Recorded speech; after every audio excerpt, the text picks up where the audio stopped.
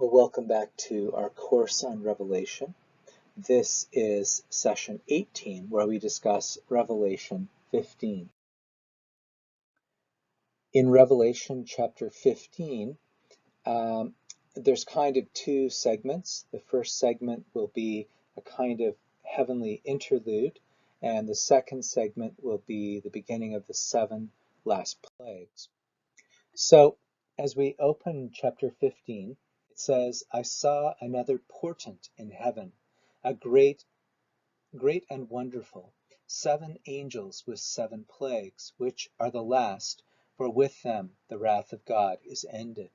So this reference to another portent in heaven refers back to chapter 12, where this image of the Virgin Mary appeared. The temple is opened, the Ark of the Covenant is seen, and this image of a woman appears. So a second portent now, a sign, a great and wonderful sign, 7 angels.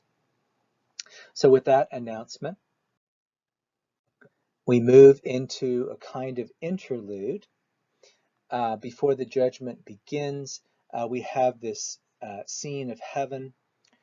He sees what appears to be a sea of glass mingled with fire, and those who had conquered the beast and its image and the number of its name standing beside a sea of glass. So this sea of glass is likely from the ancient understanding of heaven being a celestial place above the earth.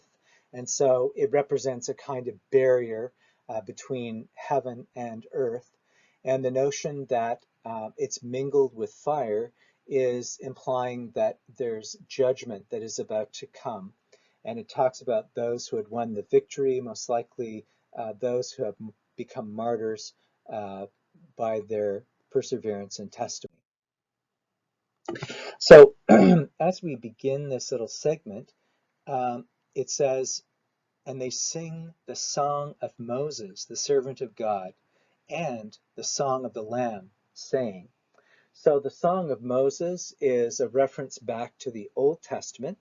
In Exodus 15, after the Israelites had crossed the Red Sea and the Egyptian soldiers had been conquered, there is a piece of poetry or a song where the Israelites danced and sang in joyful thanks to God for what had just taken place.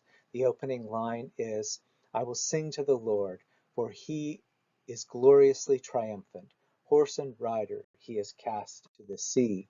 So it recounts this idea of the Egyptian army following the Israelites and then being overwhelmed by the waters and dying. Basically, God fights the battle for them. When the ancient Israelites looked back on this incident, they would recount it in the Psalms. And in Psalm 74, it's very interesting that Pharaoh and his army is compared to the mythical beasts of ancient Near Eastern mythology. It says, yet you, God, are my king from of old, winning victories throughout the earth. You stirred up the sea by your might. You smashed the heads of the dragons in the water. You crushed the heads of the Leviathan, gave him as food to the sharks. So it's interesting here that in Revelation, we actually have these references to the beast. And here the comparison is that the Exodus imagery also refers to a beast. So the saints are singing a song of victory, and it says in the next verse that they're given harps to play. Great and wonderful are thy deeds, O Lord God the Almighty. Just and true are your ways, O King of the ages. Who shall not fear and glorify your name, O Lord? For thou art holy. All nations shall come and worship thee, for thy judgments have been revealed. So we have this Exodus comparison, and now there's a new song in heaven, a kind of new Exodus. Ultimately, the witness of these conquerors is not intended to be vindictive, but to present a final call to salvation. Clearly, this imagery develops some links back to chapter 11.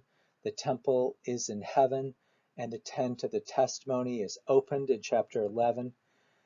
The parallelism makes it clear that the series of 7 bowls, which begin in chapter 16, are really a continuation of the narrative which began earlier in chapter 12.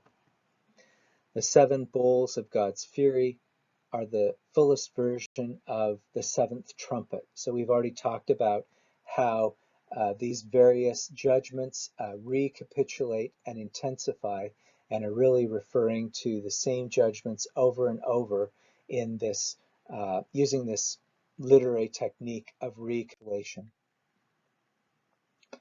So then there is this vision of the heavenly tent of testimony. This is one of the various names in the Old Testament for the tabernacle where the Ark of the Covenant was kept. The image here is of the Ark being carried into battle, but it was normally stored in a tent called the tabernacle, which was modeled on Moses' vision of the heavenly tabernacle. And inside of that tent where the Ark of the Covenant was stored was considered the most holy place where God resides.